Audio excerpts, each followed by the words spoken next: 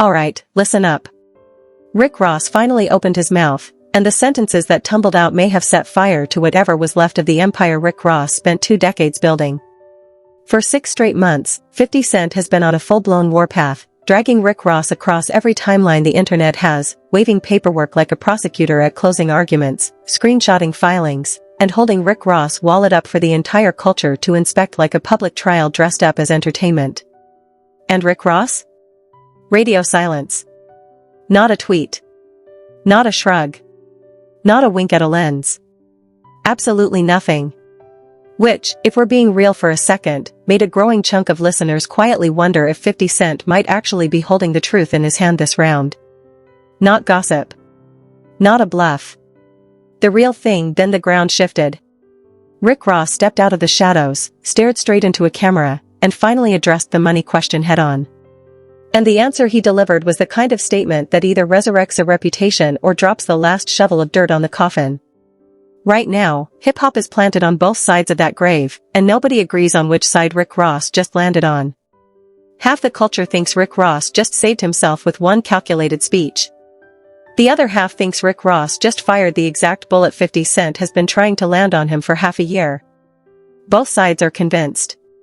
Both sides can't possibly be right because listen, this feud didn't hatch last Tuesday. 50 Cent and Rick Ross have been trading live rounds for close to 2 decades. Interviews. Diss records. Legal filings. Instagram posts timed like sniper fire. It is one of the longest, ugliest, most theatrical rivalries in the whole history of the genre. And every time the internet convinces itself the fire is dying down, one of them walks right back over with a fresh can of gasoline. But here's where the wheels come off. This latest chapter hit different. This round, 50 Cent didn't come for the music. He didn't come for the fashion. He didn't come for the flow. 50 Cent came for the bank statement. And in hip-hop, coming for a man's bank statement is basically coming for his birth certificate. It is not a shot at a song. It is a shot at the identity underneath the song. And that is why this round has traveled further than any of the earlier ones and drawn so much blood. Look at it this way. In rap, calling somebody broke is not an insult. It's an obituary. The whole mythology of this culture is built on the story of the come-up. You rose from nothing. You conquered something. You now own everything.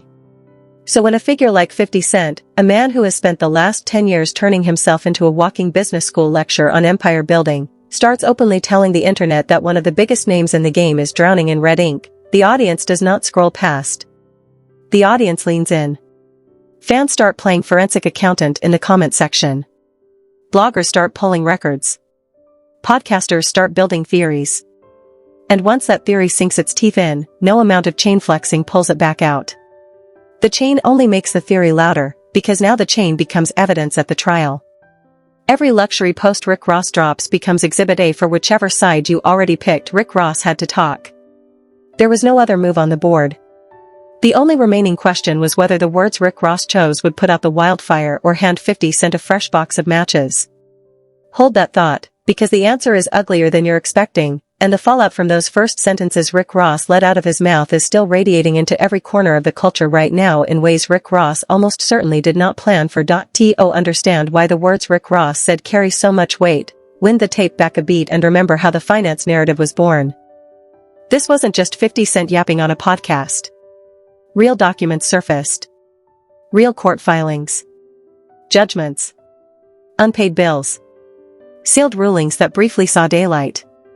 Papers that suggested the boss lifestyle, the private jets, the estate the size of a small town, the Wingstop empire, might have been leveraged so aggressively that the balance sheet was closer to a house of cards than a house on a hill. And 50 Cent, being 50 Cent, pounced on those documents like a man who had been waiting for exactly that envelope to land in his mailbox. Because honestly, 50 Cent had. 50 Cent had been sharpening this exact knife since before half the current audience even knew who Rick Ross was. 50 Cent has spent years perfecting a very specific style of public combat. 50 Cent doesn't just insult somebody. 50 Cent researches them. 50 Cent locates the exact bruise on the opponent's public image, presses a thumb into it, and refuses to let go until the entire room is watching. He did it to Ja Rule. He did it to Diddy. He did it to his own showrunners. He did it to his own bloodline. When 50 Cent locks on a target, he doesn't shoot once and leave. He camps out. He builds a full campaign around the wound. And every 24 hours, he pours another gallon of accelerant on the same spot. That is the pattern. That is the method. That is why anybody who goes to war with 50 Cent usually walks off the field looking smaller than they walked on, whether or not they were technically right about the facts, and this campaign against Rick Ross was working loudly. Comment sections turned into courtrooms. Blogs stopped covering the beef as gossip and started covering it as business news. Every clip 50 Cent posted stacked views.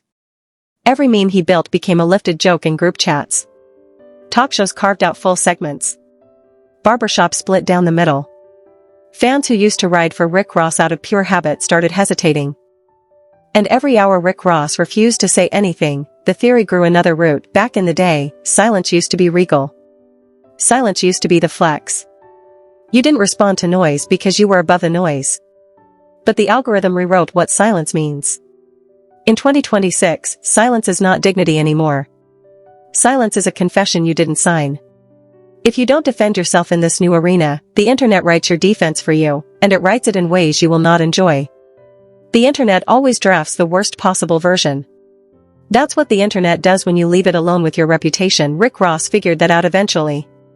Whether Rick Ross moved on the right beat or let the clock run down a hair too long, that debate will keep hip-hop podcasters employed through the winter. Because when the response finally arrived, it arrived hot. It arrived layered. And it arrived carrying baggage nobody was ready for. Rick Ross clapped back at 50 Cent. Rick Ross clapped back at Uncle Murda. Rick Ross clapped back at every microphone within a 100-yard radius of the story.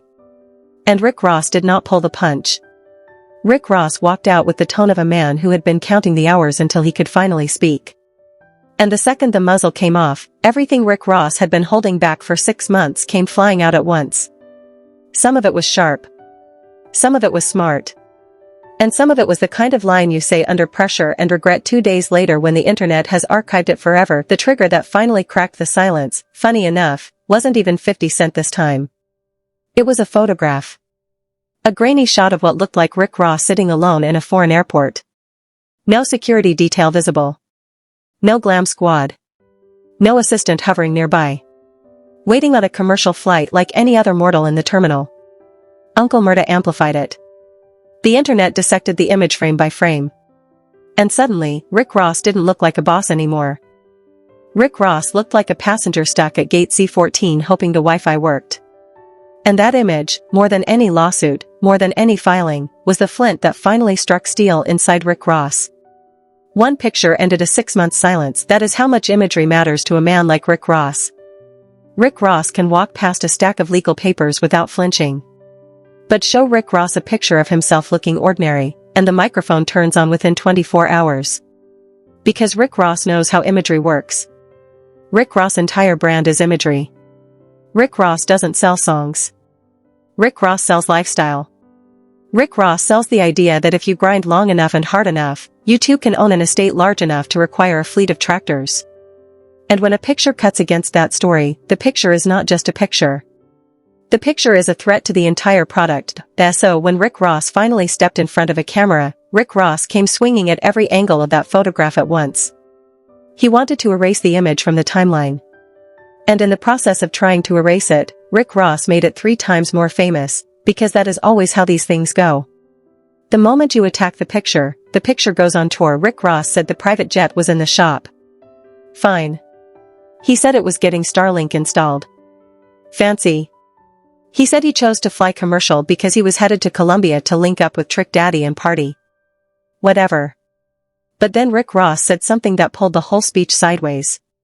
Rick Ross said nobody should ever look down on a young hustler moving through an airport, because Rick Ross himself flew commercial for 20 straight years before he ever chartered a jet.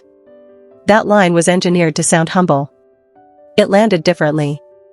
Because in the middle of defending his boss image, Rick Ross had accidentally reminded the audience of exactly how long the road behind him actually was, and how visible any step backwards would be.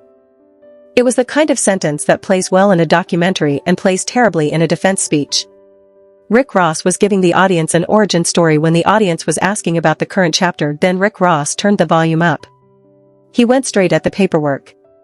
He didn't dodge the court documents. He didn't pretend they were faked. Instead, Rick Ross argued that they were being read wrong.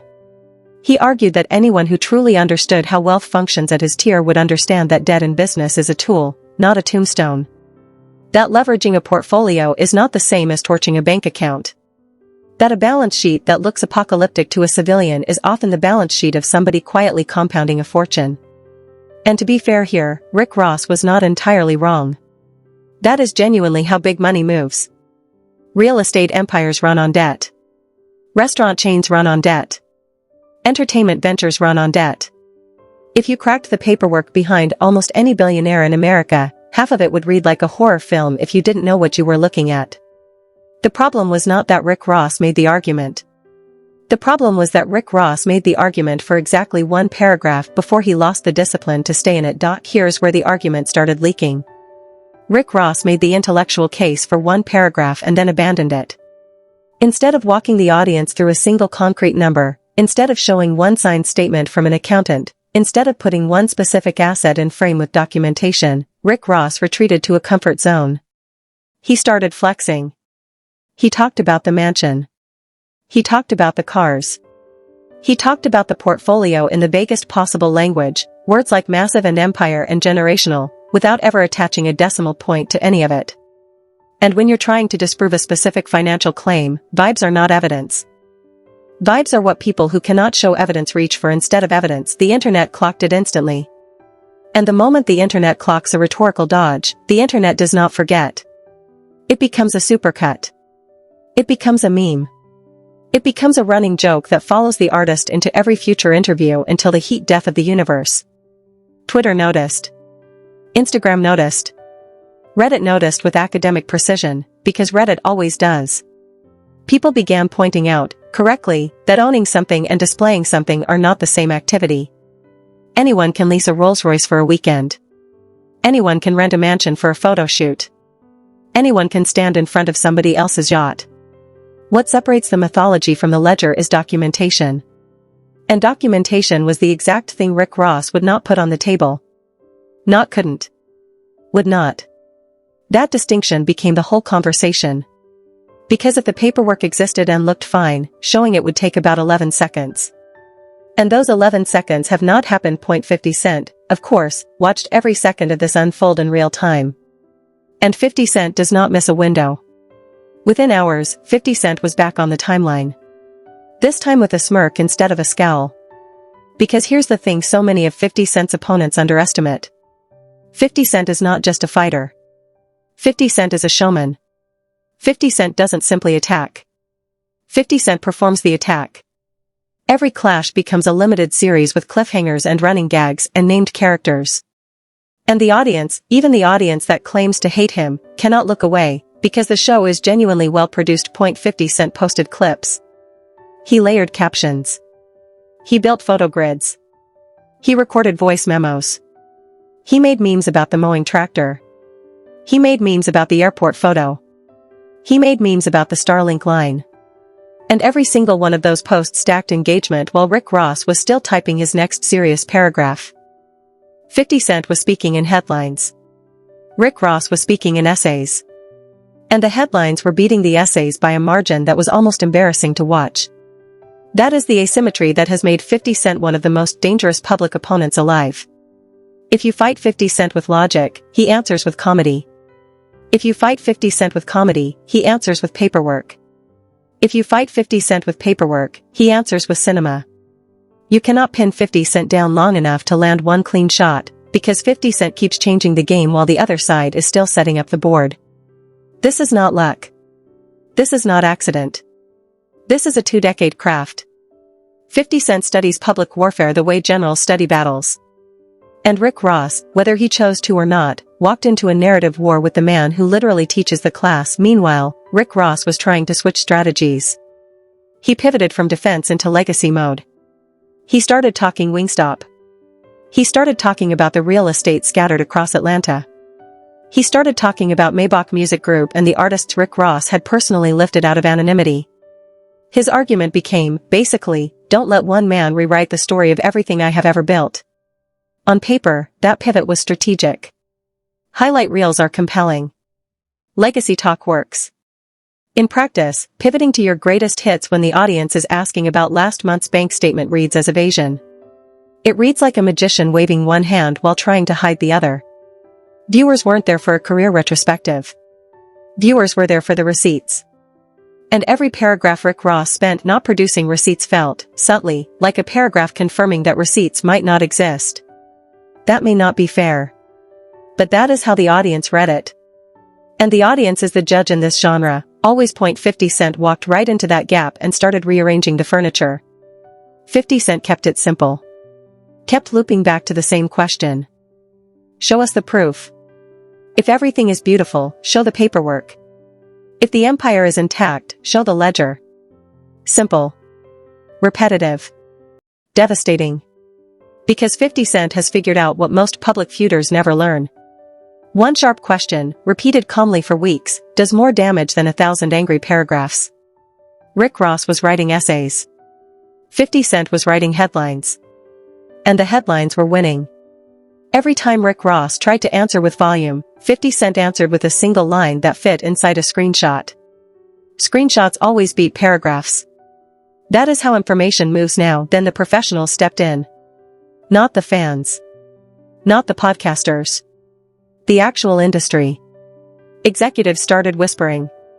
Managers started texting.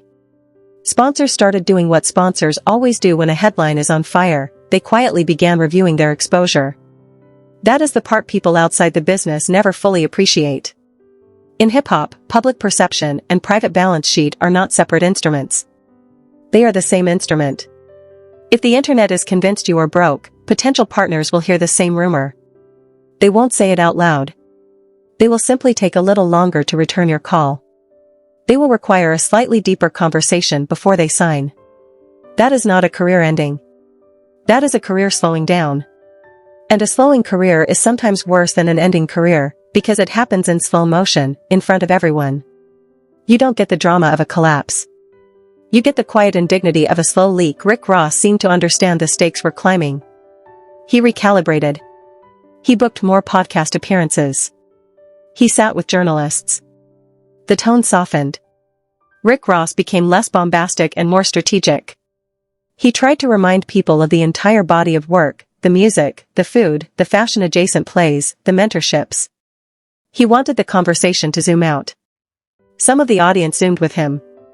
A lot of them didn't. Because the more Rick Ross talked, the more one habit became impossible to miss. Rick Ross was fluent in describing his wealth generally, and allergic to describing his wealth specifically. There was no accountant. There was no auditor. There was no independent voice standing next to Rick Ross verifying anything. It was his word, delivered eloquently, against a stack of court filings that were unfortunately part of the public record. In a courtroom, a man's word against paper usually loses. The internet works the same way. Only faster. And with more emojis. Then the tone of the conversation shifted from an unexpected corner. Not everybody in the media was buying the 50 Cent version of the story either. A handful of commentators pushed back on his angle. They started questioning whether 50 Cent was really doing this because he cared about transparency in the culture, or whether he was doing it because it worked. Because dragging Rick Ross publicly kept 50 Cent's own name at the top of the timeline. Because generating this specific brand of controversy was, at this point in his career, a business model. And that critique landed harder than a lot of people expected. It gave Rick Ross a small window. An inch of daylight in a wall that had felt airtight for months. But Rick Ross had to move fast to use it. And moving fast has never been Rick Ross' strong suit, because that critique is fair. 50 Cent's entire modern persona is built on being the man who calls people out. The power universe made 50 Cent a legitimate television mogul. But the algorithmic energy that keeps 50 Cent relevant with the 20-something audience does not come from television. It comes from the posts, the memes, the reactions, the public warfare. Without a target, 50 Cent is a wealthy executive with a beard. With a target, 50 Cent is must-watch content. And Rick Ross, whether he signed up for the role or not, has been the most valuable recurring co-star in the 50 Cent cinematic universe for the better part of 2 decades. If 50 Cent is the villain in his own show, Rick Ross has been the guest star 50 Cent keeps inviting back for Sweeps Week. That's not a compliment. That's not an insult. That's just how the ecosystem works. Rick Ross tried to walk that fine line in a couple of longer sit-downs. He acknowledged that 50 Cent had a motive. He argued that motive did not equal accuracy. Rick Ross essentially said a man can be self-interested and correct at the same time, and the audience should separate the messenger from the message. Which, again, was actually a sharp and grown man point. Nuanced. Mature. Real. The problem is that nuance and social media do not share a zip code. The internet does not carry nuance. The internet carries the headline version of the story, and the headline was still not flattering to Rick Ross. In the headline, Rick Ross was on defense. In the headline, 50 Cent was on offense. Headlines are what most of the audience actually reads. So Rick Ross made a decision that surprised almost everybody tracking the beef closely. Rick Ross went straight at 50 Cent's business record. He stopped playing defense and started playing offense. Rick Ross questioned whether 50 Cent's empire was actually as bulletproof as it looked from the outside. He mentioned deals that had gone quiet. He mentioned partnerships that had unraveled. Rick Ross suggested the man wagging the finger had his own dust bunnies under the couch when it came to money. On paper, that was the move a strategist would recommend. In reality, it was a landmine. A bold move. Bold and also badly aimed. Because 50 Cent had already inoculated himself against that exact attack years ago. 50 Cent's bankruptcy is not a secret. 50 Cent was not hiding from it. 50 Cent monetized it. He wrote about it. He joked about it on television. He turned it into a chapter of the redemption arc that half of business Twitter references when it talks about comeback stories. So when Rick Ross pulled that grenade out of the crate, it detonated in his own hand. There was nothing left to expose. There was no leverage there. 50 Cent had spent years volunteering the exact information Rick Ross was trying to weaponize. You cannot ambush a man who has been standing in the open the whole time. Rick Ross swung at empty air, and the swing looked worse than no swing at all would have looked. 50 Cent's response was cold. Short. Devastating. He laughed. He reminded people that he had been transparent about his own numbers for years. And then he redirected the conversation back to the one question Rick Ross still had not answered. Where are the receipts? Where is the proof? Where is the paperwork? Simple. Loud. And still unanswered, the internet agreed. Even Rick Ross' most loyal listeners, the ones who had been showing up for a decade, quietly admitted the counterattack had swung wide and missed clean. Some of them started to wonder, in private group chats, whether the paperwork existed at all. That is the moment a story goes from a headline to a hangover. Rick Ross was running low on clean angles. Every direction he moved seemed to hatch new questions instead of closing old ones. The skeptics grew more skeptical. The neutral observers drifted toward skepticism. Even the diehards, the loyalists who had gone to bat for Rick Ross for years, started softening the tone in group chats. The story was cementing around him. And it was not cementing in a flattering shape. It was cementing into the exact shape 50 Cent had been sketching for months. Which is the nightmare scenario for anybody fighting a narrative war. The moment the audience starts hearing the opponent's version of the story inside their own head, the fight is basically over. Everything after that is cleanup. Then something unexpected happened. The conversation grew larger than the two men at the center of it. Hip-hop as a culture started using this moment as a doorway into a much bigger conversation about wealth, image, and what any of it actually means in this industry. Think pieces dropped. Podcasts devoted full episodes. Financial literacy creators, of all people, began pulling the court documents themselves, walking viewers through them frame by frame in plain English on YouTube and TikTok. Some of those breakdowns did not land as brutally on Rick Ross as 50 Cent's framing had suggested. A few of those analysts pointed out that the debts in question were tied to specific business ventures and legal disputes, and that they didn't automatically indicate a person collapsing into poverty. They walked viewers through the difference between personal wealth and business liability with real patience, which almost never happens on the internet. And for the first time in this whole cycle, Rick Ross' original argument finally found a friendly room. The nuance that had gotten steamrolled on social media suddenly had a home in longer-form content. Rick Ross, to his credit, recognized what was happening. Instead of putting himself back in front of another camera and saying it himself, he did something quieter. He amplified the voices already saying it. He shared the breakdowns. He reposted the analyses. He essentially let third parties make the case Rick Ross had been unable to make for himself. And honestly, that was the smartest single move Rick Ross made in this whole cycle. Because when a neutral voice explains why you're being misread, the explanation carries a weight the defendant's own voice never can. A defense from a stranger sounds like a verdict. A defense from yourself sounds like an alibi. 50 Cent noticed the shift. He didn't love it. He tried to keep the temperature high, kept the memes rolling, kept the jabs stacking. But the temperature was starting to drop on its own. Not because Rick Ross had won anything decisively. He hadn't. But because the audience was drifting into what podcasters call beef fatigue. Every drama has a shelf life. Even the greatest sports rivalries have to sit out a season. Even the loudest political showdowns get quiet news weeks. And the Rick Ross versus 50 Cent cycle was hitting the point where a chunk of the audience wanted a resolution or a break. Not because they had stopped caring, but because the loop had run its full cycle and they were waiting to see whether either man could push the story into a new act. The real question now was whether Rick Ross could use the cooling window to properly rehabilitate the story around his name, or whether the damage was already deep enough that a few good podcast hits and shared explainers were not going to patch it. That answer was starting to take shape. And, like everything with Rick Ross, it was complicated, because here's where the story actually stands. Rick Ross did not lose this cycle the way everybody predicted he would. When 50 Cent first started pushing the broke narrative, most of the audience predicted one of two endings. Either Rick Ross would stay silent until the story consumed him, or Rick Ross would break silence and embarrass himself so badly that 50 Cent would win a knockout on the highlight reel. Rick Ross did neither of those things all the way.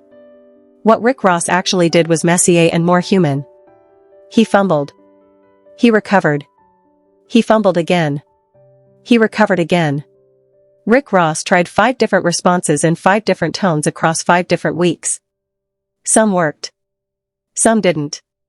All of them looked like a man doing what actual humans do when they are cornered in public, improvising in real time while the entire internet grades every syllable. Which is either sympathetic or embarrassing, depending on how much of Rick Ross' catalog you happen to enjoy. 50 Cent, on the other hand, did what 50 Cent always does in these moments. He looked composed. He looked entertained.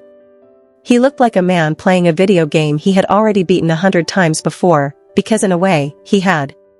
50 Cent has been publicly disassembling people in slow motion since Ja Rule was a household name. He knows every beat. He knows when to escalate. He knows when to soften. He knows when to hand the microphone to a meme and let the meme finish the job. That's either a compliment or an indictment, depending on how you feel about him. It's probably both. There is a level of practiced cruelty in the 50 Cent playbook that is almost impressive from a distance and almost unbearable if you are the person receiving it. What this cycle actually exposed, if we're being honest, is a truth hip-hop has always circled and rarely landed on. The distance between the image of wealth and the reality of wealth in this industry is huge. And it exists on both sides of this feud. The culture rewards the appearance of success so aggressively that separating the performance from the balance sheet becomes almost impossible from the audience's angle. Rick Ross built a career on abundance. Big cars. Big estates. Big meals. Big everything. And 50 Cent built a career on seeing through exactly that kind of production. So when Rick Ross and 50 Cent collide on a topic like this, what the audience is actually watching is 2 competing versions of hip-hop mythology throwing hands with each other. And neither of them walks off the field spotless. Both of them leave with mud on the shoes. Both of them leave with something to explain to the accountant later. At the end of all of this feud is not really about Rick Ross. It's not really about 50 Cent either. It is a spotlight aimed at the culture itself. It is a spotlight on how hip-hop packages success, sells that packaging to a global audience, and sometimes consumes the people who cannot always live up to what was packaged. Rick Ross got caught inside that machine this year. 50 Cent knew how to work the controls. And the audience watched every second of it in real time, because honestly, it was impossible to look away.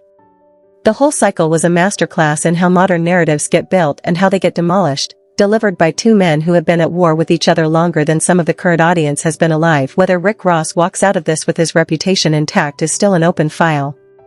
He absorbed damage. That's not up for debate. But Rick Ross is also still standing. Still touring. Still cutting checks. Still in the conversation. In this industry, staying in the conversation is half the battle. And love him or fault him, this whole storm kept Rick Ross' name in the center of the culture for months. That has value, too, even when the value comes with scars. Attention is currency in this economy. And nobody, not even 50 Cent, handed Rick Ross more free attention this year than the supposed enemy did. 50 Cent won the individual rounds. That's fair to say. He landed the jokes. He landed the memes. He landed the paperwork moment. He owned the news cycles. He owned the timelines. If you scored this like a boxing match, 50 Cent walks off with the belt on points. But whether Rick Ross survives the bigger story, the year-long story, the decade-long story, the mythology story, is a question only the calendar is qualified to answer. Hip-hop has watched bigger stars fall from higher perches and climb back. Hip-hop has also watched careers dented by exactly this kind of controversy in ways that never fully healed. Which one is this? Nobody knows yet. Not even Rick Ross. Not even 50 Cent. The people who talk the loudest about this beef are usually the people who know the least about how it actually ends. There is one more piece of this to sit with. And it might be the piece that outlasts every joke, every meme, every court document. This feud, at its heart, is a warning shot to every artist in the culture watching from the sidelines. It is a warning that the era of curated luxury may be shifting. It is a warning that the audience is getting sharper, that the algorithm rewards receipts, that the myth can't survive on gloss alone anymore. Every rapper posting a rented Bugatti this week is watching Rick Ross and quietly recalculating. Every executive who has been selling a lifestyle they can't actually afford is watching this and wondering when their turn will come. This is bigger than a beef. This is a temperature check on an entire era. And the reading on that thermometer is climbing every week. That is why this story refuses to die. Not because two men are yelling. Men have been yelling in hip-hop since the beginning. It is because the yelling is pointing at something the audience has secretly wanted to talk about for years. What does wealth actually mean in a genre that was built on lying about having it, then telling the truth about having it, then lying again? Rick Ross and 50 Cent are just the two loudest voices in a room full of quiet listeners. Everybody in that room has a stake in how this ends. And everybody in that room is quietly deciding, without saying it out loud, whether the mythology they have been buying for 20 years is still worth the price. That is why the story keeps expanding. Because the more people talk about Rick Ross, the more they are actually talking about themselves. About the version of success they were sold. About the version of success they are still trying to sell. About the version of success they suspect might not survive the next audit. Rick Ross is not just a rapper going through a moment. Rick Ross has become an accidental mirror. And the entire culture is looking into that mirror whether it wants to or not. Some are laughing at what they see. Some are getting nervous. Some are quietly pulling their own paperwork out of the drawer to double-check the numbers before somebody else does it for them on Twitter. Meanwhile, 50 Cent has already begun teasing the next chapter. Because of course he has. That's what 50 Cent does. He doesn't close arcs. He extends them. He plants a hint. He waits 3 days. He posts a fresh receipt.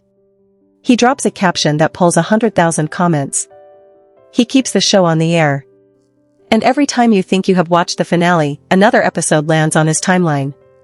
If Rick Ross thought this was the final round, Rick Ross was reading the wrong script. 50 Cent isn't writing a movie. 50 Cent is writing a series. And the series does not end until 50 Cent personally decides the ratings have dipped low enough to justify a cancellation.